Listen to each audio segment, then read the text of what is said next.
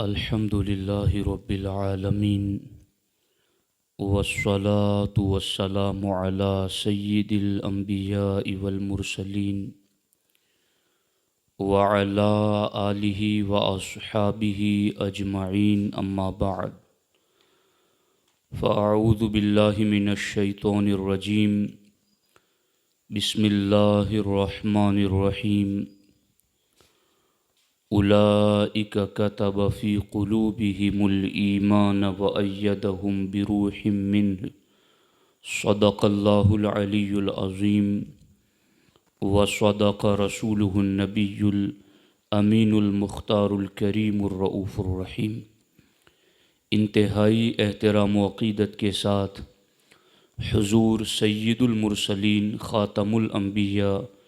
شفیع المذنبین رحمت للعالمین خاتم المعصومین راحت العاشقین صلی اللہ تعالی علیہ وآلہ واصحابہ وبارک وسلم کی بارگاہ میں اپنی غلامی کا ثبوت دیں، اور جس طریقے سے میں پڑھا ہوں میرے ساتھ مل کر مرد حضرات بآواز بلند اور خواتین آہستہ آواز میں نذران محبت پیش کریں۔ الصلاۃ والسلام علیک یا رسول اللہ،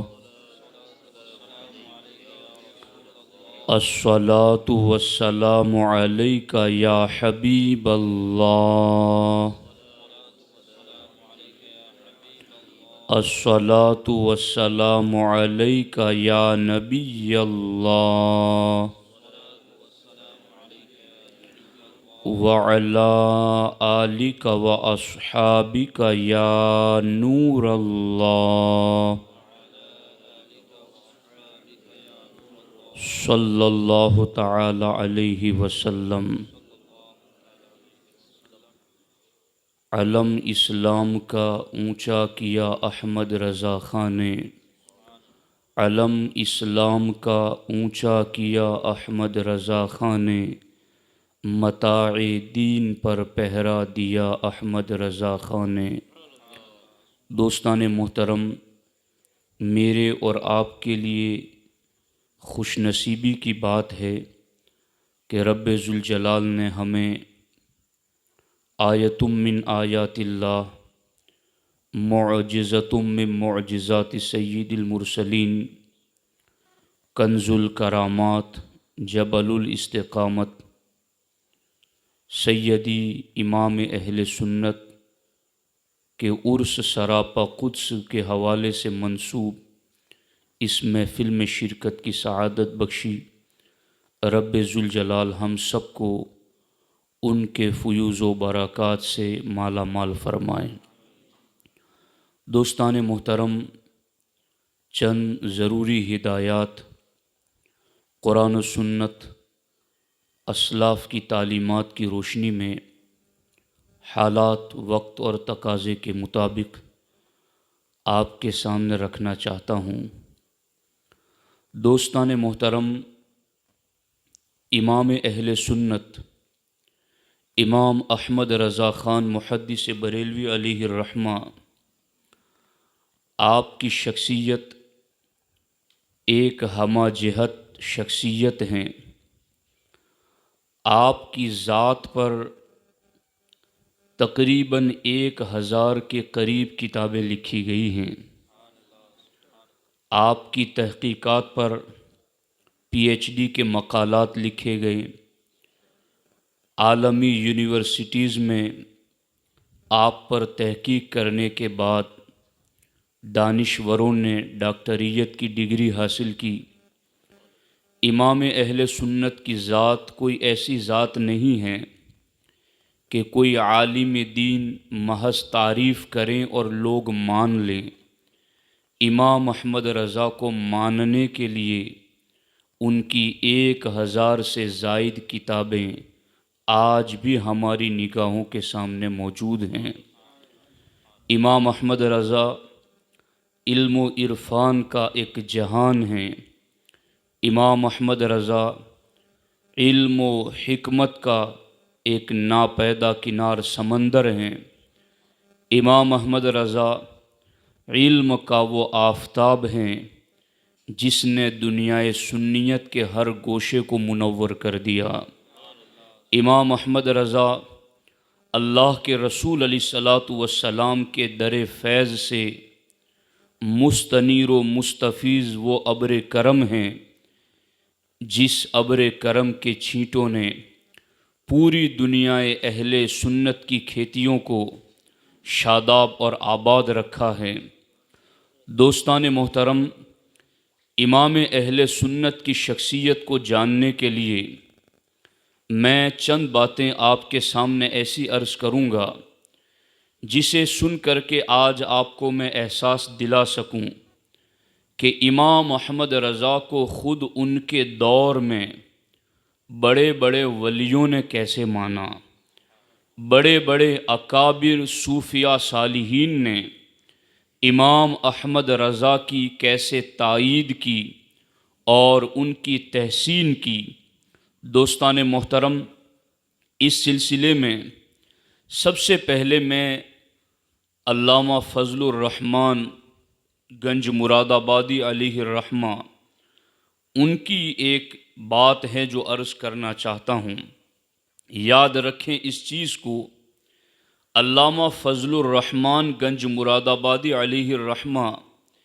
یہ سیدنا ابو بکر صدیق رضی اللہ تعالی عنہ کی اولاد میں سے ہیں، صدیقی بزرگ ہیں۔ ان کی ولادت ہجری سن 1208 میں ہوئی اور امام احمد رضا کی ولادت ہجری سن 1272 میں ہوئی۔ دونوں کی عمر کے درمیان تقریباً 64-65 سال کا فاصلہ ہے۔ اتنا طویل فاصلہ، یعنی آپ اس کو اگر سمجھنا چاہتے ہیں تو یوں سمجھ سکتے ہیں کہ آج کوئی شخص ایسا ہے جن کی عمر 65 سال ہو چکی ہیں اور دوسری طرف کوئی شخص ایسا ہے جن کی عمر ابھی 20 سال ہیں۔ اتنا لمبا فاصلہ علامہ فضل الرحمن گنج مراد آبادی علیہ الرحمہ اور امام احمد رضا کی زندگی اور عمر کے درمیان ہیں۔ فضل الرحمن گنج مراد آبادی جہاں تقریباً 37ویں نسب یا پشت پر جا کر ابو بکر صدیق سے ان کا نسب ملتا ہے، وہیں پر ان کی شان کا اندازہ آپ اس سے بھی لگا سکتے ہیں کہ سید دیدار علی شاہ محدث الوری رحمۃ اللہ تعالی علیہ وہ بھی علامہ فضل الرحمن گنج مراد آبادی کے خلیفہ ہیں۔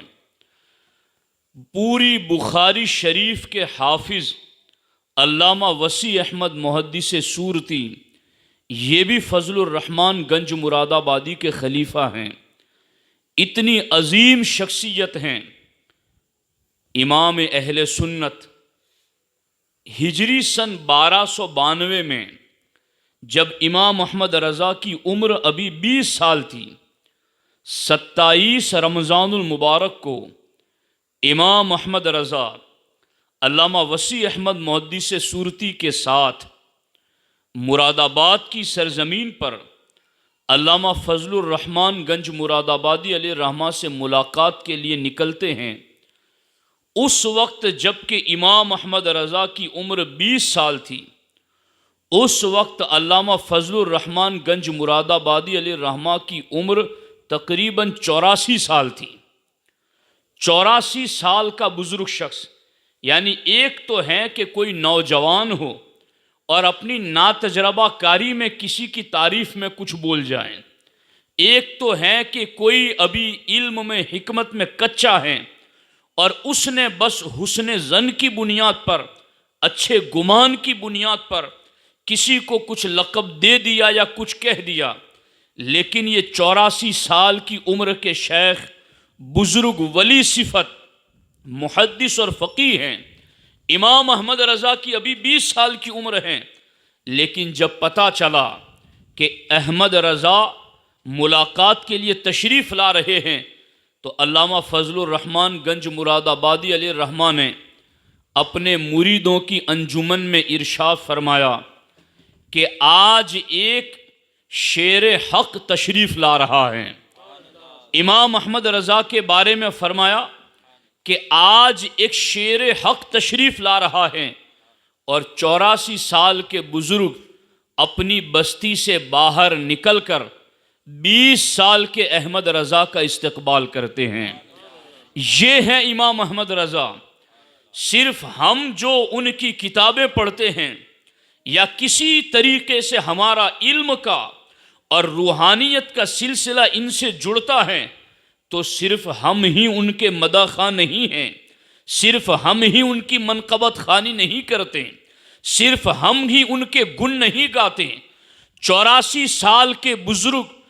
20 سال کے احمد رضا کی آمد پر اپنے مریدوں میں یہ اعلان کرتے ہیں کہ آج جو احمد رضا آ رہے ہیں وہ اللہ کے شیروں میں سے ایک شیر آ رہا ہے۔ ان کے استقبال کے لیے بستی سے باہر نکل کر کے ان کا استقبال کیا، خوش آمدید کہا، اور عصر کی نماز کے بعد جب علامہ گنج فضل الرحمان مراد آبادی علیہ الرحمہ اور امام احمد رضا بیٹھے تھے، سارے حاضرین کی مجلس کے روبرو علامہ فضل الرحمان گنج مراد آبادی علیہ الرحمہ نے ارشاد فرمایا، احمد رضا، میں اپنی حق بین نگاہوں سے دیکھ کر یہ کہہ رہا ہوں کہ تمہارے وجود میں مجھے نور ہی نور نظر آتا ہے۔ یہ ہے امام احمد رضا، یہ ہے اعلیٰ حضرت کہ تمہارے وجود میں مجھے نور ہی نور نظر آتا ہے۔ اور یہی وہ جملہ ہے جب اعلیٰ حضرت حرم کی سرزمین پر تشریف لے گئے، مقام ابراہیم کے قریب امام احمد رضا نماز ادا کر رہے ہیں۔ حرم کے سب سے بڑے مفتی امام احمد رضا کی پہلے کوئی پہچان نہیں، کوئی تعارف نہیں، کوئی کسی نے انٹروڈکشن نہیں کرایا، مگر پہلی مرتبہ مقام ابراہیم پر اعلیٰ حضرت کو نماز پڑھتے ہوئے دیکھ کر کے مفتی مکہ نے برجستہ یہ کہا، انی لأجد نور اللہ فی ھذا الجبین، اے مرد خدا میں تجھے کیا کہوں، تیری پیشانی میں مجھے خدا کا نور نظر آتا ہے۔ یہ ہے امام احمد رضا محدث بریلوی علیہ الرحمہ کہ ہند سے لے کر حرم تک ہر کوئی ان کی نورانیت کی شہادت دے رہا ہے، اور کوئی چھوٹا شخص نہیں ہند کی دھرتی پر اپنے دور کا صدیقی بزرگ، اپنے دور کا ولی کامل، اپنے دور کے شیخ کامل، اپنے دور کے صوفی باصفا حضرت محدث صورتی کے پیر، حضرت سید دیدار علی شاہ کے پیر فضل الرحمان گنج مراد آبادی کہتے ہیں یہ تو حق کا شیر ہے، اس کی تو ذات میں نور ہی نور نظر آتا ہے۔ اس کے بعد 20 سال کے امام احمد رضا کو دیکھ کر فضل الرحمان گنج مراد آبادی علیہ الرحمہ کہتے ہیں، احمد رضا میری تمنا ہے کہ تم اپنے سر کی ٹوپی اتار کر میرے سر پر رکھ دو، اور میں یہ چاہتا ہوں کہ میں اپنی ٹوپی تمہیں پہنا دوں۔ کتنی بڑی شان ہے امام احمد رضا کی۔ میں آپ کے سامنے اس امام کو نہیں پیش کر رہا ہوں جن کی عمر 60 سے اوپر ہے، میں ابھی 20 سال والا مرحلہ پیش کر رہا ہوں۔ پھر آگے تو ان کے درجے دم بدم بلند ہوتے ہی چلے گئے، آگے تو ان کی شانیں بلند ہوتی ہی چلی گئیں۔ یہ ہے امام اہل سنت، اور یہی امام احمد رضا ہے۔ 20 سال کی بات میں نے آپ کو سنائی، اب 22 سال کی بات سناؤں۔ جب علامہ عبد القادر بدایونی علیہ الرحمہ امام اہل سنت کو لے کر کے جب مارہرہ مطہرہ کی سرزمین پر پہنچے، سیدی آقائی و مولائی آل رسول مارہروی علیہ الرحمہ جب ان کی خدمت میں پہنچے تو آل رسول علیہ الرحمہ کا طریقہ یہ تھا کہ کسی کو مرید کرنا چاہتے ریاضتیں کرواتے، عبادات کے طریقے عطا کرتے، وظائف سونپتے، ان کو کچھ نہ کچھ پابندیاں کراتے۔ میں نے امام اہل سنت کے وہ رسائل فتاوی رضویہ شریف میں پڑھیں جو 22ویں جلد کے اندر موجود ہیں، اور اس پر چونکہ میرا موضوع نہیں اور نہ وہ ہر ایک کے سمجھ کی باتیں ہیں کہ ایک ہے بیعت برکت اور ایک ہے بیعت ارادت۔ بیعت برکت یہ جدا ہیں، بیعت ارادت یہ جدا ہیں۔ بیعت برکت کے لیے تو محض وہ 4 شرائط کہ جس کی شرطیں پیر کے اندر ہونا ضروری ہیں وہ ہو تو بیعت تبرک کسی مرشد سے بندہ کر سکتا ہے، لیکن بیعت ارادت کے لیے مزید درجات ہیں، مزید پیر کے اندر کمال ہونا چاہیے، جس کی تفصیل امام اہل سنت نے ذکر کی ہیں۔ لیکن یہاں میں آپ کو بتاتا ہوں، چونکہ اس دور میں بیعت ارادت یعنی مرید بننے کے لیے جب کوئی جاتا تھا تو بیعت ارادت والی کیٹیگری کے اعتبار سے مرید کو مجاہدات کروائے جاتے تھے۔ یوں نہیں کہ بیعت تبرک کے لیے آیا، پڑھا دیا، توبہ کرا دی اور چھوڑ دیا، حالانکہ اس کے بھی بہت زیادہ فائدے ہیں، انکار نہیں ہے کہ محض ان کے سلسلے سے جڑ جانا یہ بھی صالحین کے دفتر میں اپنا نام لکھوانا ہے، اور یہ بھی بڑے شرف اور کمال سے کم نہیں گئے۔ لیکن جس کو راہ سلوک میں، راہ احسان میں، فلاح ظاہر اور فلاح باطن میں تکمیل کے درجوں کو طے کرنا ہے، پھر اس کے لیے بیعت تبرک کافی نہیں، اس کے لیے بیعت ارادت کا حکم ہے، اور پھر اس میں پیر مجاہدات کرواتا ہے۔ امام احمد رضا 22 سال کی عمر میں جب مارحرہ مقدسہ بیعت ارادت کے لیے گئے، مرید بننے کے لیے گئے، تو حضور آل رسول کا طریقہ یہ تھا کہ جب کوئی آتا تو اس کو پابندیاں کرواتے، پھر جب وہ قابل اور لائق ہو جاتا تو اس کو ارادت کے اندر داخل کرتے۔ لیکن امام احمد رضا پہنچے، فوراً مرید بھی کر لیا، جتنے سلسلے تھے سارے سلسلوں کی اجازت بھی بیک وقت عطا فرما دی۔ اس وقت حضرت ابو الحسین نوری میاں علیہ الرحمہ جو سرکار مفتی اعظم ہند کے مرشد ہیں، اور نوری میاں کے بارے میں بھی امام احمد رضا نے کہا برتر قیاس سے ہیں مقام ابو الحسین، سدرا سے پوچھو رفعت بام ابو الحسین۔ ابو الحسین کا مرتبہ کتنا بلند ہے یہ کوئی پوچھنا چاہتا ہے تو عرش کی بلندی سے پوچھیں، جو عرش اتنا بلند ہے وہ تمہیں بتائے گا کہ ابو الحسین کتنے بلند ہیں، ابو الحسین کا مرتبہ کتنا اونچا ہے۔ جب اعلیٰ حضرت کو آل رسول مارح روی علیہ الرحمہ نے ایک ہی وقت میں بغیر کسی ریاضت کے، بغیر کسی چلہ کشی کے، بغیر کسی وظائف کی پابندی کے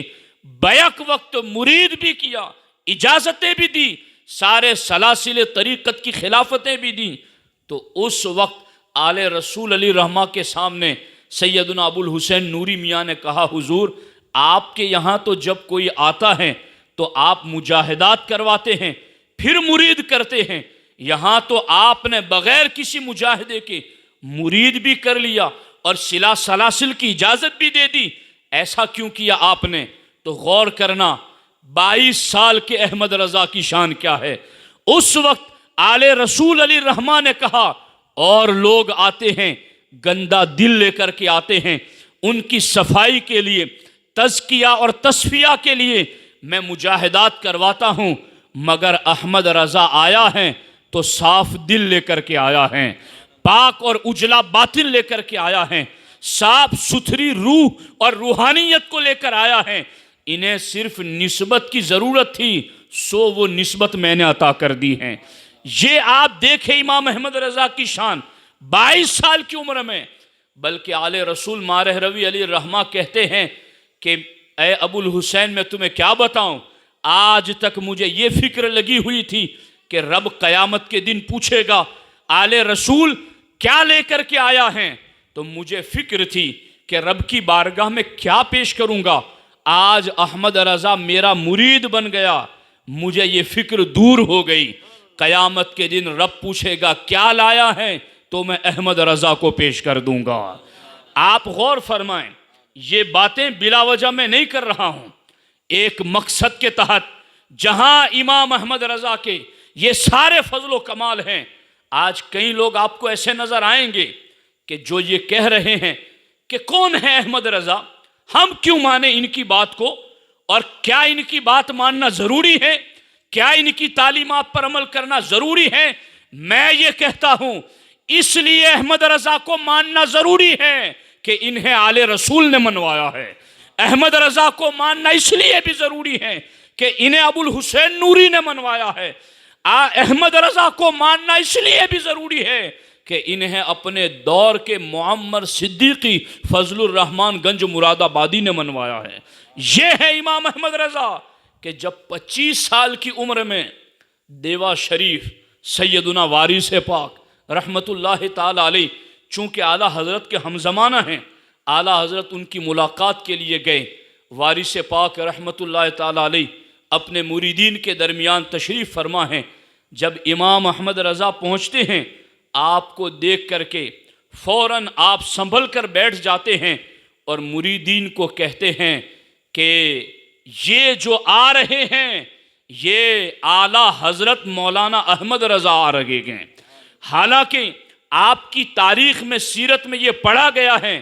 کہ آپ جلدی کسی کو مولانا نہیں کہتے تھے، جلدی کسی کو مولوی نہیں کہتے تھے، مگر یہ ہے وارث پاک جو امام احمد رضا کو اعلیٰ حضرت فرما رہے ہیں، امام احمد رضا کی عظمت و شان کو اجاگر کر رہے ہیں۔ تو دوستان محترم، یہ سارے اکابر اولیاء اللہ ہیں، ان کے علاوہ اور بھی درجنوں ہیں جن کی ایک لمبی فہرست ہے کہ صوفیاء اولیاء نے امام احمد رضا کے بارے میں کیا کہا۔ میں اپنے سلسلہ اشرفیہ کے مجدد سلسلہ اشرفیہ حضرت علی حسین اشرفی میاں علیہ الرحمہ کی بات بھی سنا دوں۔ اعلیٰ حضرت اشرفی میاں علیہ الرحمہ اور اس بات کے راوی حضور محدث اعظم ہند ہیں کہ اعلیٰ حضرت اشرفی میاں وضو کر رہے ہیں اور دوران وضو آپ رونے لگیں، آنکھیں اشکبار ہو گئی۔ حضور محدث اعظم ہند فرماتے ہیں مجھے یوں محسوس ہوا کہ شاید کسی کیڑے نے کاٹ لیا آپ کو، جس کی وجہ سے آپ درد میں رو رہے ہیں۔ میں نے پوچھا حضور کیا ہوا، کیوں رو رہے ہیں؟ کہا میں فرشتوں کے کاندھے پر قطب الارشاد کا جنازہ دیکھ رہا ہوں۔ اور محدث اعظم ہند فرماتے ہیں تھوڑی ہی دیر میں بریلی سے یہ تار آئے کہ بریلی میں امام احمد رضا کا وصال ہو چکا ہے، وہ پردہ فرما چکے ہیں۔ میں نے وقت کا حساب لگایا تو پتا چلا اعلیٰ حضرت اشرفی میاں نے جس گھڑی میں یہ کہا تھا میں فرشتوں کے کاندھوں پر قطب الارشاد کا جنازہ دیکھ رہا ہوں، یہ وہی گھڑی تھی جس گھڑی میں امام احمد رضا کا وصال ہوا تھا۔ دوستان محترم، علامہ یاسین اختر مصباحی آپ لکھتے ہیں کہ حضور امام احمد رضا کو اور حضور اعلیٰ حضرت اشرفی میاں کو دونوں کو آل رسول مارہ روی علیہ الرحمٰن نے خلافتیں عطا فرمائی تھی۔ مارہ شریف سے ایک خلافت اشرفی میاں کو ملی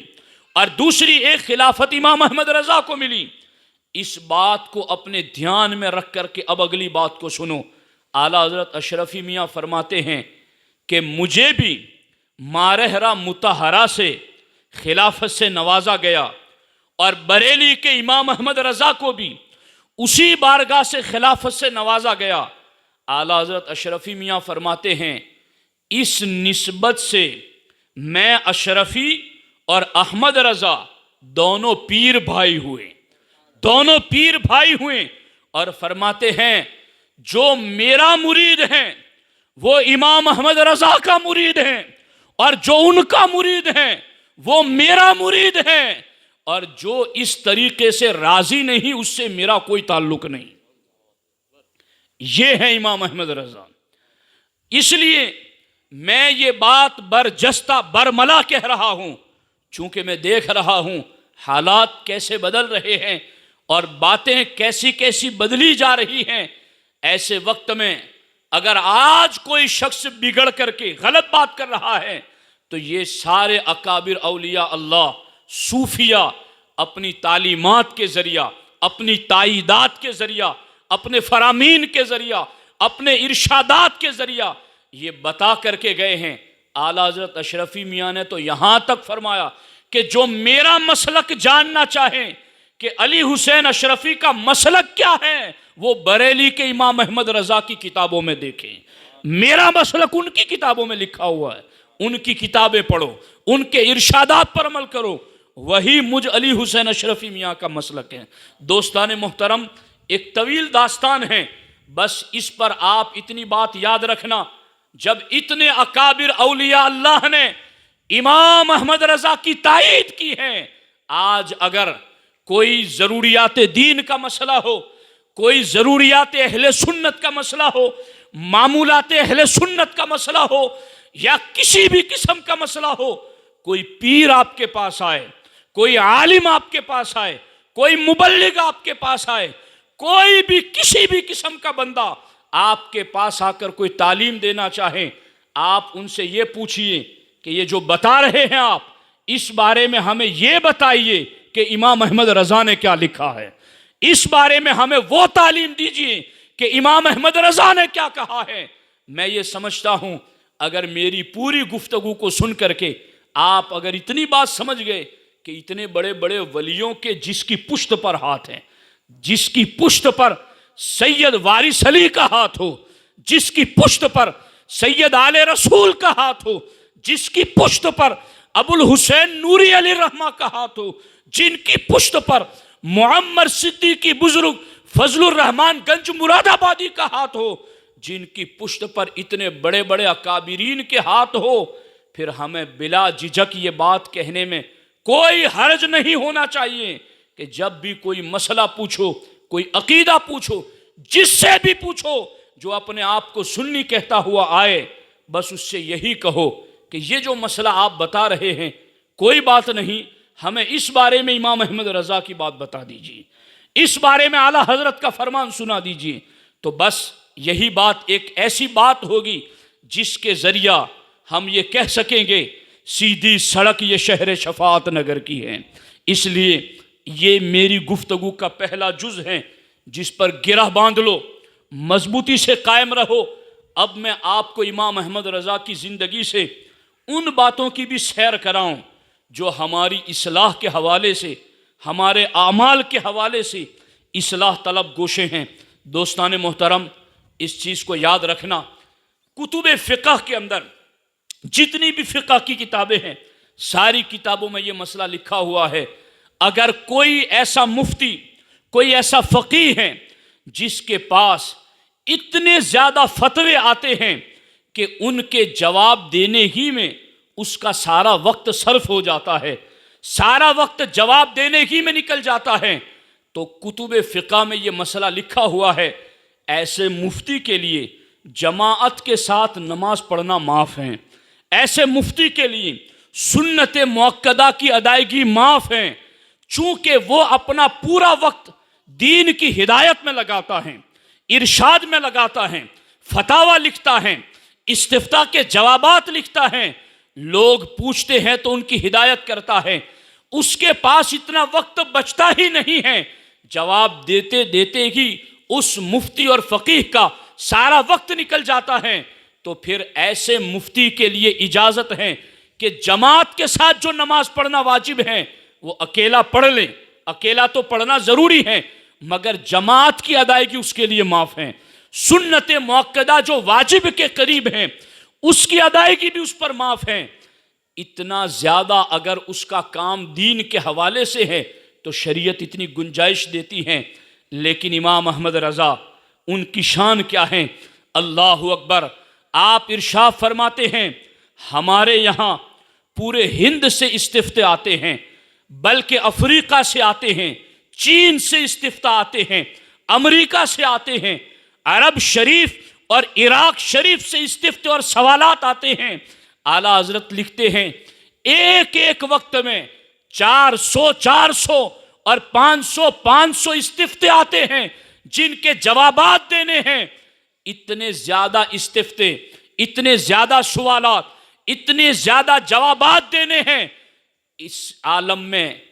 فقہ کی کتابیں اجازت دیتی ہیں کہ آپ جماعت ترک کر دیں معاف ہیں، آپ سنتیں ترک کر دیں معاف ہیں، مگر اتنی اہمیت کے باوجود بھی امام احمد رضا نے کبھی جماعت کو نہیں چھوڑا ہے، اس قدر زیادہ مصروفیت کے باوجود بھی آپ نے کبھی سنت مؤکدہ کو ترک نہیں کیا ہے۔ یہ ہے امام احمد رضا۔ آج ہم اپنی پوزیشن کو دیکھیں، کیا ہماری نمازیں اتنے استفتاء کس کے پاس آ رہے ہیں، اور پھر وہ بھی کوئی مفتی اور فقیہ ہو تو کوئی بات بنے۔ آج ہماری جماعت سے ساتھ نماز کیوں چھوٹ رہی گئیں؟ کرکٹ کی وجہ سے چھوٹ رہی گئیں، گیم کھیلنے کی وجہ سے چھوٹ رہی گئیں، دکانوں کی وجہ سے چھوٹ رہی گئیں، دوستوں کی یاری کی وجہ سے چھوٹ رہی گئیں، موبائل پر خوش گپیوں کی وجہ سے جماعت چھوٹ رہی گئیں، اور کن کن گناہوں کے کاموں کی وجہ سے جماعت چھوٹ رہی گئیں۔ ادھر امام احمد رضا کی شان یہ ہے کہ شریعت اجازت دیتی ہے کہ چونکہ تمہارے پاس ہدایت میں لوگوں کے جوابات دینے کے لیے اتنا وقت بچتا ہی نہیں ہے، تم سارا وقت لگاتے ہو تو لکھنے میں گزر جاتا ہے، تمہارے لیے جماعت معاف ہے، تمہارے لیے سنت موقدہ معاف ہے، مگر اس کے باوجود امام احمد رضا نے نہ جماعت کو ترک کیا، نہ سنت موقدہ کو ترک کیا۔ اس سے آج ان کے ماننے والوں کو یہ سیکھ لینی چاہیے، یہ سبق حاصل کرنا چاہیے، جس امام نے ہمارے دین و ایمان پر پہرا دیا ہے اسی امام نے ہمیں نماز با جماعت ادائیگی کا طریقہ بھی سکھایا ہے کہ اس قدر مصروفیت کے باوجود بھی جماعت نہیں چھوڑنا، شریعت کی طرف سے اجازت کے باوجود بھی جماعت کی پابندی ہے، سنت موقدہ کی پابندی ہے۔ آج کے دور میں جو لوگ ہیلے حوالے سے ناجائز کاموں میں کھیل کود میں مصروف ہونے کی وجہ سے جماعت ترک کر دیتے ہیں، ایسے لوگوں کو اس سے نصیحت حاصل کرنی چاہیے۔ بلکہ ایک مقام امام احمد رضا کی زندگی میں ہم نے یہ بھی دیکھا کہ اعلیٰ حضرت امام اہل سنت پر زندگی کے جو آخری ایام تھے اس میں آپ پر جو مرض اور بیماری طاری ہوئی، تو چونکہ شریعت کی طرف سے حکم ہے کہ اگر کوئی شخص بیمار ہے اور بیماری کی وجہ سے مسجد نہیں پہنچ سکتا، یا مسجد پہنچ تو سکتا ہے مگر مسجد جائے گا تو بیماری بڑھ جائے گی، ایسے بندے کے لیے شریعت اجازت دیتی ہے کہ وہ اپنے گھر میں نماز پڑھ لے، جماعت چھوڑنے کی وجہ سے وہ گنہگار نہیں ہوگا۔ ترک جماعت کی شریعت نے اس کو گنجائش دی ہے، ترک جماعت کی شریعت نے اس کو معافی دی ہے، چونکہ بیمار ہیں، مسجد جا نہیں سکتا، یا جائے گا تو بیماری بڑھ جائے گی، یہ اجازت شریعت کی طرف سے تھی۔ مگر امام احمد رضا کا تقوی، ان کی پرہیزگاری، رب کی بارگاہ میں حضوری کا معاملہ کچھ اور ہی تھا۔ احمد آباد سے، گجرات سے آپ کی زندگی کے آخری ایام میں ایک سوال پہنچا، اس سوال کے جواب میں امام احمد رضا نے جمل النور نامی کتاب لکھی، اور اس کے اندر عورتوں کے مزارات پر جانے کے حوالے سے آپ نے احکامات جلی کو لکھا اور تسلی بخش شکوک و شبہات کا جواب بھی دیا۔ وہ رسالہ بھی پڑھنے سے تعلق رکھتا ہے۔ امام احمد رضا محدث بریلوی کی بارگاہ میں گجرات احمد آباد سے وہ سوال آخری عمر میں پہنچا، اور سوال جانے کے بعد تقاضا کیا گیا کہ اتنا ٹائم ہو گیا مگر آپ کی بارگاہ سے ابھی تک جواب نہیں آیا۔ اس میں امام احمد رضا نے کہا، میں اتنا سخت بیمار ہوں کہ 4 بندے کرسی پر بٹھا کر کرسی اچک کر کے مجھے مسجد لے جاتے ہیں، اور کرسی سے اچک کر کے مسجد لاتے ہیں، میری یہ حالت ہے۔ امام احمد رضا نے جواب کی تاخیر میں یہ بات ذکر تو کر دی، مگر اس سے ہمیں یہ بھی تو پتا چلا کہ عمر کے بڑھاپے کے باوجود، بیماری کے باوجود امام احمد رضا کو جماعت کے ساتھ نماز پڑھنا کتنا پسند تھا کہ 4 بندے کرسی پر بٹھا کر کرسی اچک کر مسجد لے جاتے، اور آپ ایسی حالت میں بھی با جماعت نماز ادا کرتے تھے۔ آپ غور فرمائیں، آج کس کو کیسی بیماری ہے، کون کن بیماریوں میں مبتلا ہے؟ کیا ان کے پاؤں کٹ گئے ہیں؟ کیا آنکھوں کی بینائی ختم ہو چکی ہیں؟ کیا اتنے کمزور ہو چکے ہیں کہ چل نہ سکیں؟ کیا اتنے زیادہ نحیف و ناتواں اور لاغر ہیں کہ مسجد تک جائیں گے تو بیماری بڑھ جائے گی؟ کیوں مسجد نہیں آتے ہیں؟ مسجدوں میں ہم دیکھتے ہیں تو الا ماشاءاللہ بڑی تعداد میں صرف بزرگ نظر آتے ہیں، نوجوان بڑی تعداد میں بہت ہی کم نظر آتے ہیں، خال خال کہیں نظر آتے ہیں۔ دوستان محترم، کیا غور کرنے کا مقام نہیں ہے کہ ہمارے امام، ان کی تو شان یہ ہے کہ چل نہ سکے تو کرسی پر بیٹھ کر کے بھی مسجد جائیں اور با جماعت نماز ادا کریں، اور ہم نمازوں کی با جماعت پابندی سے کنارہ کشی اور غفلت برت رہے ہیں۔ یہ ہمارے لیے ایک نصیحت کی بات ہے۔ یہاں پر میں امام اہل سنت کی ایک اور روایت بھی عرض کرنا چاہتا ہوں، جس کو ہمارے استاذ گرامی خیر الازکیہ علامہ محمد احمد مصباحی نے ذکر کیا ہے۔ فرماتے ہیں کہ ایک مرتبہ، یعنی اگر کوئی واقعی میں کسی بیماری میں بھی ہے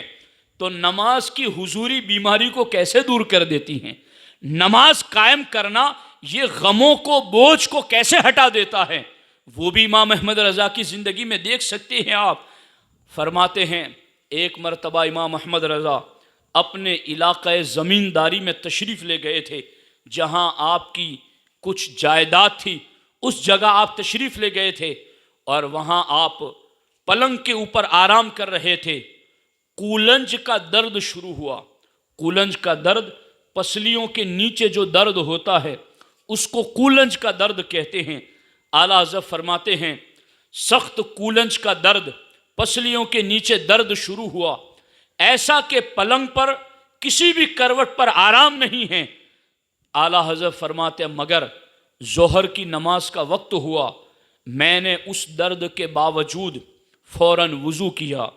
اور وضو کرنے کے بعد میں بہت شدت کا درد تھا مگر اس کے باوجود کھڑے ہو کر میں نے ظہر کی سنت موقدہ کی رکعت باندھ لی۔ اعلیٰ حضرت فرماتے ہیں اتنا سخت درد تھا کہ کسی کروٹ چین نہیں تھا، مگر جیسے ہی میں نے ظہر کی سنت موقدہ کے لیے تکبیر تحریمہ کہتے ہوئے ہاتھ باندھے، فوراً ہی وہ درد غائب ہو گیا، فوراً ہی وہ تکلیف ختم ہو گئی۔ امام اہل سنت فرماتے ہیں پوری نماز میں درد غائب، مگر جیسے ہی میں نے سلام پھیرا تو پھر درد شروع ہو گیا۔ اعلیٰ حضرت فرماتے ہیں درد بڑی شدت کا تھا، میں نے فوراً کھڑے ہو کر ظہر کی فرض رکعتوں کی نیت باندھ دی۔ اعلیٰ حضرت فرماتے ہیں جیسے ہی ظہر کی نماز فرض کے لیے تکبیر تحریمہ کہیں، پھر سارا درد ختم ہو گیا اور پوری نماز میں کوئی تکلیف نہ رہی۔ سلام پھیرا پھر درد شروع ہو گیا۔ اعلیٰ حضرت فرماتے پھر میں نے بعد والی سنت موقدہ کے لیے کھڑے ہو کر ہاتھ باندھے تکبیر تحریمہ کہتے ہوئے، پھر درد ختم، پھر میں نے سلام پھیرا پھر درد شروع ہو گیا۔ اعلیٰ حضرت فرماتے اس کے بعد میں بستر پر لیٹ گیا، کسی کروٹ آرام نہیں تھا۔ میں نے اپنے دل سے کہا اب درد ہوتا رہے جتنا ہو عصر تک، اس لیے کہ اب میں نے نماز ظہر ادا کر لی ہیں۔ آپ غور فرمائیں، یہ ہیں امام احمد رضا، یہ ہیں اعلیٰ حضرت کی عمل کے حوالے سے بھی شان۔ آج ہم چھوٹی چھوٹی بیماریوں کو نماز کے حوالے سے بہانہ بناتے ہیں کہ چونکہ میں تکلیف میں ہوں اس لیے نماز نہیں پڑھ سکتا۔ دوستان محترم، اگر ہم اپنے گھر کو آباد رکھنا چاہتے ہیں، اپنی نسلوں کو آباد رکھنا چاہتے ہیں، اپنے گھر میں رزق کی برکت چاہتے ہیں، اپنے گھر میں رہنے والوں کے درمیان الفت و محبت اور اتفاق چاہتے ہیں،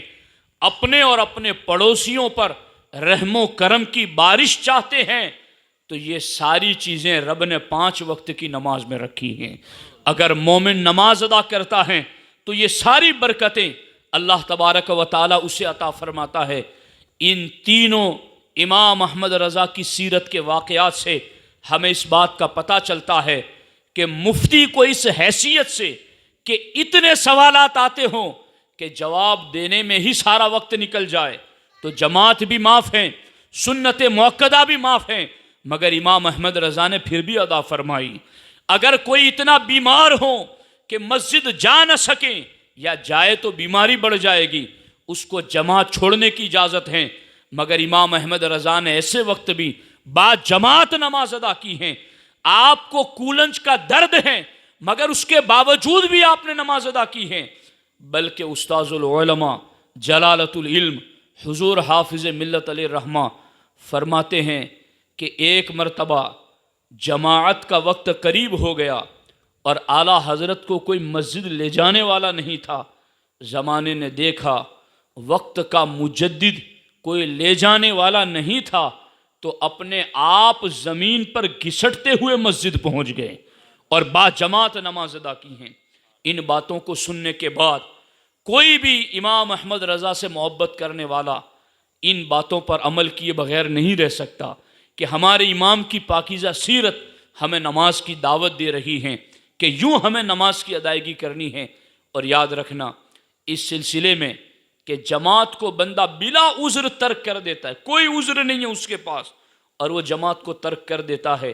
تو اس سلسلے کے اندر بڑی سخت وعیدیں ہیں۔ ہمارے آقا علیہ الصلوۃ والسلام نے ارشاد فرمایا، کچھ لوگ جماعت میں تاخیر کرتے تھے، لیٹ کرتے تھے، تو ہمارے آقا علیہ السلام نے فرمایا میرا دل یہ کرتا ہے کہ میں مسجد میں نماز پڑھانے کا کسی کو حکم دوں اور پھر لکڑیاں اکٹھا کرواؤں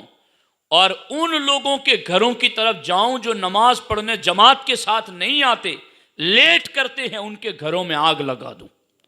غور فرمایا، اس پر بھی اعلیٰ حضرت نے بڑا کلام کیا، چونکہ امام نووی نے اور دیگر محققین نے اس پر کلام کیا کہ اس سے تو یہ پتہ چلتا ہے کہ اللہ کے رسول علیہ السلام جو جماعت اولیٰ مسجد میں ادا کی جا رہی ہیں، اگر سرکار یہ کہہ رہے ہیں کہ میں کسی کو سونپوں اور لوگوں کے گھروں میں آگ لگا دوں جو نماز پڑھنے جماعت کے ساتھ نہیں آتے، تو اس سے تو پتہ چلا کہ جماعت اولیٰ کے ساتھ نماز پڑھنا واجب نہیں ہے۔ اس پر امام نووی وغیرہ کے کلام ذکر کیے، مگر امام اہل سنت نے اس حدیث کی ایسی تشریح فرمائی کہ کوئی سوال ہی پیدا نہیں ہوتا ہے۔ اعلیٰ حضرت نے اس مقام پر ان علماء کے لیے میں یہ بات ان کی خدمت میں عرض کرتا ہوں، اعلیٰ حضرت نے اس مقام پر فرمایا کہ یہاں معاملہ یہ نہیں تھا کہ کسی کو جماعت پڑھانے کے لیے سونپوں اور میں دور دور تک جو نماز کے لیے پہنچتے نہیں ہیں ان کے گھروں میں آگ لگا دوں یہاں تک کہ جماعت چھوٹ جائے، نہیں۔ اللہ کے رسول علیہ الصلوۃ والسلام نے اس مقام پر مسجد نبوی کے ارد گرد جو لوگ رہتے تھے ان کے بارے میں فرمایا کہ میں کسی کو جماعت پڑھانے کے لیے کہوں اور جو لوگ آس پاس کے آ نہیں پاتے، تاخیر کرتے ہیں، ان کے گھروں کو جاؤں یہاں تک کہ میں واپس آؤں تو مجھے جماعت مل جائے۔ تو اس میں زیادہ سے زیادہ کیا ہوتا ہے کہ نماز کی پہلی رکعت چھوٹ گئی، نماز کی دوسری رکعت چھوٹ گئی، تو اس میں فضیلت چھوٹ گئی۔ اعلیٰ حضرت فرماتے ہیں تو یہ پہلی دوسری رکعت کی فضیلت تو کیا، اس سے چھوٹی باتوں کے لیے بھی رکعت چھوڑنے کی اجازت ہے۔ اور وہ کیسے؟ اعلیٰ حضرت فرماتے وہ ایسے کہ کسی شخص کو رکعت مل سکتی ہیں، امام رکوع میں ہیں، مگر اس شخص کو مسجد میں دوڑنے کی اجازت نہیں کہ وہ دوڑ کر کے رکعت پکڑیں، اس لیے کہ یہ نماز مسجد کی بے ادبی ہوگی۔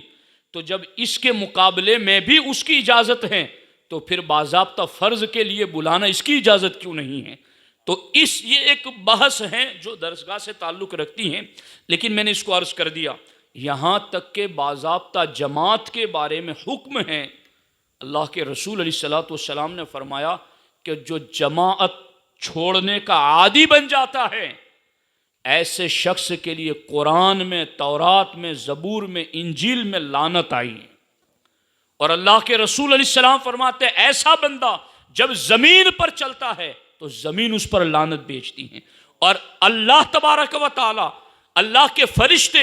اور ہر وہ چیز جس میں جان موجود ہے وہ سارے کے سارے اس سے نفرت کرتے ہیں، اور فرشتے اور سمندر کی مچھلیاں اس شخص کے اوپر لعنت بیچتے ہیں جو جماعت چھوڑ دیا کرتا ہے۔ بلکہ ہمارے آقا علیہ السلام نے تو یہاں تک فرمایا تارک الجماعتی لیس منی وانا منہ ولا انا منہ، سرکار فرماتے ہیں جو جماعت چھوڑ دیتا ہے وہ میرے طریقے پر نہیں اور میرا اس سے کوئی تعلق نہیں۔ لیس منی فرمایا، ولا انا منہ فرمایا، تو بغیر کسی عذر کے جماعت کو چھوڑ دینا یہ کتنی سخت وعیدیں ہیں اس سلسلے میں۔ اسی لیے تو امام احمد رضا اتنی پابندی کر رہے ہیں کہ جماعت کے ساتھ نماز ادا کی جائے، چاہے کرسی پر بٹھا کر کے ہی کوئی پہنچے، کوئی نہیں لے جانا والا ہے تو باضابطہ اجازت شریعت کی ہونے کے باوجود گھسٹتے ہوئے بھی آپ مسجد پہنچتے ہیں اور با جماعت نماز ادا کرتے ہیں۔ تو دوستان محترم، امام اہل سنت کی زندگی کا ایک یہ بھی مستقل باب ہے کہ آپ نے نمازوں کی کس طریقے سے پابندی کی، بلکہ میں نے تو یہاں تک پڑھا کہ اعلیٰ حضرت رحمۃ اللہ تعالیٰ علیہ جب کہیں سفر کرنا ہوتا تو باضابطہ آپ 2 بندے اپنے ساتھ اس نیت سے رکھتے ہیں کہ جماعت کے ساتھ نماز ادا کی جا سکے۔ کہ سفر میں بھی 2 بندے ساتھ رہیں تاکہ جماعت کے ساتھ نماز ادا کی جا سکے. اور یہی وہ مقام تھا جب آپ عرس غریب نواز میں جب آپ جا رہے تھے بریلی شریف سے سلطان الہند کی بارگاہ میں، فلیرا اسٹیشن پر جہاں سے گاڑیاں چینج ہوتی ہیں اس زمانے میں، وہاں اعلیٰ حضرت اپنے مریدین کو لے کر، ساتھ والوں کو لے کر نماز کے لیے جماعت کرتے ہیں. گاڑی کو آگے ڈرائیور چلا رہا ہے مگر گاڑی آگے چلی نہیں رہی ہے. گاڑی کو پیچھے ریویس دیا جاتا ہے تو گاڑی پیچھے چل رہی ہے. گاڑی کو انجن کو گاڑی سے جدا کر کے انجن کو اکیلا چلایا جاتا ہے تو انجن اکیلا چل رہا ہے، مگر ڈبوں کے ساتھ جوڑ کے چلاتے ہیں تو پھر آگے انجن نہیں چل رہا ہے. اسٹیشن ماسٹر جو ایک انگریز تھا، اس نے آ کر کے معائنہ کیا، سارا دیکھا تو پتہ چلا کہ انجن میں تو کوئی خرابی نہیں، کسی قسم کی رکاوٹ نہیں، پھر گاڑی کیوں نہیں چل رہی ہے؟ تو ڈرائیور یا وہاں کا کوئی شخص جو مسلمان تھا، اس نے اعلیٰ حضرت کو نماز پڑھتے ہوئے دیکھ کر کے کہا کہ مجھے لگتا ہے کہ اس بزرگ کی نماز کی ادائیگی کے لیے ٹرین رکی ہوئی ہے، اب گاڑی کو انجن کو ڈبوں سے جدا کر کے آگے پیچھے کرنے کی ضرورت نہیں، اس بزرگ کی نماز ختم ہونے کا انتظار کیا جائے. جب اعلیٰ حضرت نے سلام پھیرا، دعا کی انہماک کے ساتھ، اس کے بعد اس انگریز نے آ کر کے کہا کہ حضرت آپ جلدی کیجیے، ٹرین رکی ہوئی ہیں. تو اعلیٰ حضرت یہ کہتے ہوئے ٹرین میں تشریف فرما ہوئے کہ اب ٹرین چلے گی، اور جیسے ہی آپ ٹرین میں تشریف فرما ہوئے ٹرین نے چلنا شروع کر دیا. یہ بھی ایک باجماعت نماز کا ایک روحانی فیض تھا اور امام احمد رضا کی شان کا اظہار تھا. اور وہ سفر بھی اعلیٰ حضرت کا غریب نواز کے در کی حاضری کا تھا. اور اسی سفر میں وہ انگریز جو اعلیٰ حضرت کو جس نے اس حالت میں دیکھا تھا، صبح کو اپنے ڈپٹی کو سارا کام سونپ کر کے سیدھا وہ بھی اجمیر پہنچا. اور اس دور میں اجمیر شریف کے دیوان، یہ بات یاد رکھو، اس دور میں اجمیر شریف کے جو دیوان تھے وہ اعلیٰ حضرت کا خصوصی خطاب عرس غریب نواز میں کرواتے تھے. آج کے لوگوں کو کیا ہو گیا ہے کہ انہیں مصطفیٰ جان رحمت پڑھنے پر اعتراض ہے؟ انہیں غور کرنا چاہیے، اپنے آباء و اجداد کی ہی تو سیرت پڑھ لیں، ان کا ہی طریقہ کار دیکھ لیں. اور میں شرح صدر کے ساتھ پڑھا کر کے جان بوجھ کر کے آپ کے سامنے یہ بات عرض کر رہا ہوں کہ مزارات کے جتنے بھی تقدسات ہیں، مزار پر گنبد بنانا کس نے دلیلیں دی ہیں؟ مزار کو پکا بنانا کس نے دلیلیں دی ہیں؟ یقیناً اکابرین نے بھی دلیلیں دی ہیں، اس میں کوئی شک نہیں ہے. مگر ولی بعد وصال قبر میں زندہ ہے، ولی کے وسیلے سے دعا جائز ہے، اللہ کی عطا سے ولی مددگار ہے، ولی کے مزار پر قبہ بنانا جائز ہے، ولی کے مزار پر چادر چڑھانا جائز ہے، ولی کے مزار پر پھول چڑھانا جائز ہے، ولی کے مزار کی حاضری کی نیت سے سفر جائز ہے. ان ساری چیزوں کے حوالے سے میں تمہیں کہہ رہا ہوں تحقیق تم کر لو کہ ان پر دلائل ڈھونڈو کہ دلائل کس نے دیے ہیں. تو اس پر آپ کو دلائل دینے والی ذات جو نظر آئے گی وہ امام احمد رضا کی ذات ہے. کوئی بھی مسئلہ اولیاء اللہ کے حوالے سے اٹھاؤ، امام احمد رضا ہر چوکھٹ کا نگہبان ہے، امام احمد رضا ہر آستانے کے تقدس کا محافظ ہے، امام احمد رضا نے ہر سلسلے کے تقدس پر پہرا دیا ہے اور ان کے اکابرین اور مشائخین کی حفاظت پر پہرا دیا ہے. آج کوئی بھی رضوی امام احمد رضا کو غریب نواز کے برابر سوچ بھی نہیں سکتا. لوگ یہ بھی وسوسہ ڈال رہے ہیں کہ یہ لوگ غریب نواز کے برابر کہتے ہیں. ہاشا وکلا، امام احمد رضا غریب نواز کے غلاموں میں سے ایک غلام ہیں، مگر ہم جیسے غلاموں کے امام احمد رضا سید و سردار ہیں. غور کرو، اس زمانے میں وہاں کے دیوان امام احمد رضا کو بلا کر خصوصی خطاب کرواتے تھے. اور اللہ اکبر، وہ انگریز صبح سویرے اجمیر شریف پہنچا، اپنے سارے گھر کو لے کر اعلیٰ حضرت اس وقت شاہ جہانی مسجد میں خطاب فرما رہے تھے، آپ کے قدموں میں بیٹھا اور اس نے کہا حضور آپ تو فلیرا اسٹیشن سے کل چلے گئے مگر میرا دل بھی اپنے ساتھ لے کر آ گئے ہو۔ میں نے کل کیا دیکھا، بس میرے سامنے حق ظاہر ہو گیا، آپ مجھے کلمہ پڑھائیں اور مسلمان بنائیں۔ جس سفر میں امام احمد رضا کے ہاتھ پر انگریز کلمہ پڑھتے تھے وہ سفر غریب نواز کی چوکھٹ کی حاضری کا سفر تھا۔ یہ ہے ان بزرگوں کی۔ اعلیٰ حضرت رحمۃ اللہ تعالیٰ علیہ جب سفر حج سے تشریف لائیں تو آپ کے خلیفہ جبل پوری علیہ الرحمہ انہوں نے کہا تھا کہ حضور آپ بمبئی سے میرے گھر تشریف لائے پھر یہاں سے بریلی شریف تشریف لے جائیں۔ تو اعلیٰ حضرت نے فرمایا نہیں، میں بریلی شریف بعد میں جاؤں گا، جبل پور بعد میں جاؤں گا، میں پہلے سلطان الہند کی بارگاہ میں حاضری دوں گا، در رسول سے عطائے رسول کی بارگاہ میں۔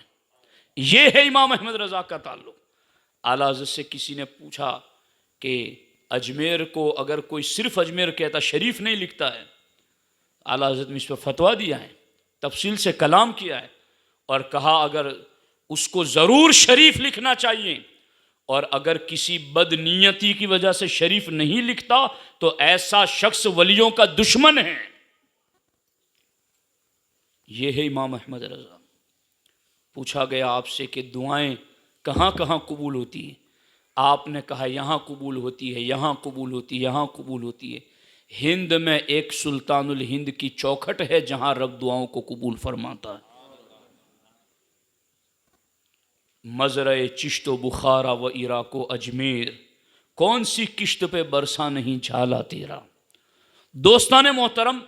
تو وہ فلیرا اسٹیشن پر جو ہوا وہ بھی با جماعت نماز۔ امام احمد رضا کی ذات میں یہ ساری چیزیں آپ کو نظر آئیں گی۔ بس ایک آخری بات عرض کر کے گفتگو ختم کرتا ہوں۔ یہاں بھی آپ کو شریعت کی اطاعت اور اتباع نظر آئے گی۔ اور یہاں ایک چیز یہ بھی میں نے اعلیٰ حضرت کے بچپن کے حوالے سے پڑھی۔ جب آپ مکتب میں پڑھنے کے لیے جاتے تھے تو مکتب میں آپ استاذ کے پاس پڑھ رہے تھے، اس وقت ایک شاگرد ایک بچہ کلاس میں آیا اور اس نے سلام کیا استاذ کو، تو استاذ نے وعلیکم السلام جواب دینے کی بجائے کہا جیتے رہو۔ تو اعلیٰ حضرت نے اسی بچپنے میں کہا استاذ جی یہ تو جواب نہیں ہوا، جواب میں تو وعلیکم السلام کہنا چاہیے تھا۔ تو اس وقت استاذ نے مسکرا کر امام احمد رضا کو دعاؤں سے نوازا۔ یہ ہے اعلیٰ حضرت۔ آپ کی عمر میں یعنی آج بھی اگر کوئی شخص بزرگ ہیں اور بڑھاپے کی وجہ سے کمزور ہیں، جس کو فقہ کی زبان میں شیخ فانی کہتے ہیں، کہ وہ اتنا سخت بیمار ہیں کہ اتنا سخت کمزور ہیں کہ اب اس کی کمزوری دور ہونے کے امکانات نہیں ہیں، تو شریعت ایسی صورت میں اجازت دیتی ہے کہ وہ روزہ نہ رکھے اور روزے کے بدلے میں وہ فدیہ ادا کرے۔ اعلیٰ حضرت رحمۃ اللہ علیہ کی زندگی کا آخری سال ہجری سن 1339، اس میں بریلی شریف میں شدت کی گرمی اور اعلیٰ حضرت پر بڑھاپا بھی اور مرض بھی دونوں۔ مرض میں شریعت کی طرف سے کیا اجازت ہے کہ بیماری کی وجہ سے روزے نہیں رکھ سکتے تو بعد میں قضا کر لیں۔ اس اینگل سے بھی اعلیٰ حضرت کو اجازت تھی کہ مرض ہے بعد میں قضا کر لیں گے، اور شیخ فانی بڑھاپے کی شدت کی وجہ سے بھی اجازت تھی کہ روزہ نہ رکھے فدیہ ادا کر دیں۔ دونوں طرف شریعت کی گنجائش، مگر اس کے باوجود یہاں میں مجدد الفسانی کے وہ مکتوبات کیا پڑھوں جس میں مجدد الفسانی نے فرمایا کہ سجادہ نشین اگر کوئی ہیں تو اس کے لیے رخصت پر عمل نہیں کرنا، اس کو عزیمت پر عمل کرنا چاہیے۔ یہ مجدد الفسانی نے کہا۔ ہم مجدد پاک کا بھی عرس منائیں گے انشاءاللہ آئندہ اتوار کو انشاءاللہ عز و جل، اور اس پر تفصیل سے میں گفتگو کروں گا۔ اس میں مجدد الفسانی نے فرمایا ہے کہ جو پیر ہیں، جو سجادہ نشین ہیں، چونکہ اس کو ہزاروں مرید دیکھ دیکھ کے سیکھتے ہیں تو اس کو رخصت پر عمل نہیں کرنا، اس کو عزیمت پر عمل کرنا ہے۔ اعلیٰ حضرت کی زندگی میں اس چیز کو بھی آپ دیکھ سکتے ہیں۔ سرکار اعلیٰ حضرت پر شیخ فانی کی حیثیت سے بھی روزوں کا فدیہ جائز تھا اور مرض کی وجہ سے بھی روزوں کی قضا جائز تھی، مگر اعلیٰ حضرت فرماتے ہیں اگرچہ مرض بھی ہیں، بڑھاپا بھی ہیں اور گرمی کی شدت بھی ہیں، مگر یہاں سے نینی تال قریب ہیں اور وہ ٹھنڈا علاقہ ہے۔ اعلیٰ حضرت فرماتے ہیں اور مجھے وہاں جانے کی قدرت ہے، میرے پاس اتنی طاقت ہے کہ میں وہاں جا سکوں۔ تو اعلیٰ حضرت فرماتے ہیں اب میرا فتویٰ میرے حق میں یہ ہے کہ مجھے روزے رکھنے ہیں۔ اور آپ نینی تال گئے اور آپ نے مرض شیخ فانی ہونے کے باوجود بھی اس ٹھنڈے علاقے کا سفر کر کے وہاں جا کر پورے رمضان کے روزے ادا فرمائے۔ دوستان محترم، غور کا مقام ہے اور توجہ دینے کی ضرورت ہے۔ آج ہم لوگ الحمدللہ الحمدللہ الحمدللہ ہم اہل سنت و جماعت ہیں۔ اللہ کا کروڑ احسان ہے۔ یہ لفظ ہے نا سنی، سنی لفظ بولنا، میں بارہا کہہ چکا ہوں، یہ فرقہ واریت نہیں بلکہ فرقہ واریت سے اپنے آپ کو بچانا ہے۔ جس نے یہ کہہ دیا میں سنی ہوں تو پھر وہ ہر فرقے سے بچ جاتا ہے۔ یہ ایک سائبان ہے سروں پر جو بندے کے سر پر سایہ کیے رہتا ہے۔ غور فرمائیں آپ، تو الحمدللہ عقائد کی درستگی ہیں، مگر اب ہمیں عمل کے میدان میں بھی بیداری پیدا کرنی ہے۔ شریعت کے حوالے سے کوئی عذر ہیلا حوالہ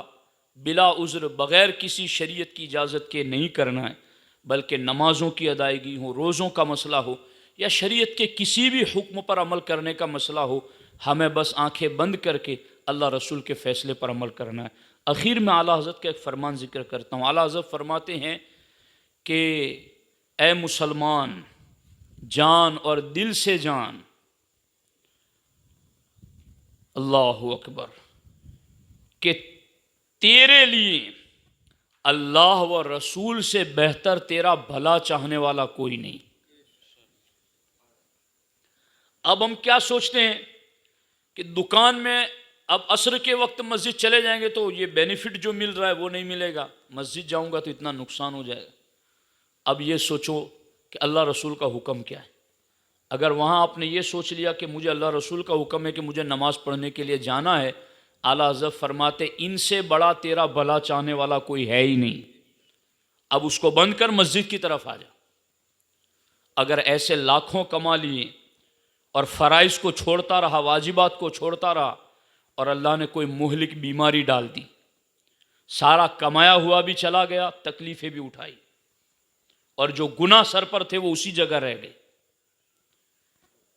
اللہ سے بڑھ کر کے ہمارا، اللہ کے رسول سے بڑھ کر کے ہمارا کون مہربان اور کون بھلا چاہنے والا ہو سکتا؟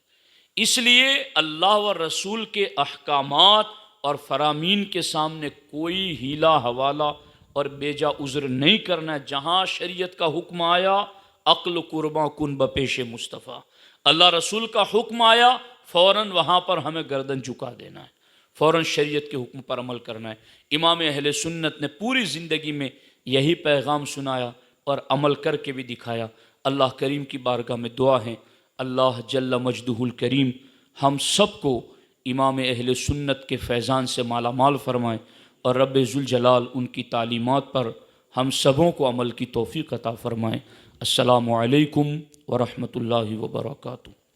صلاۃ و سلام کے لیے اسی جگہ ہوگا مسجد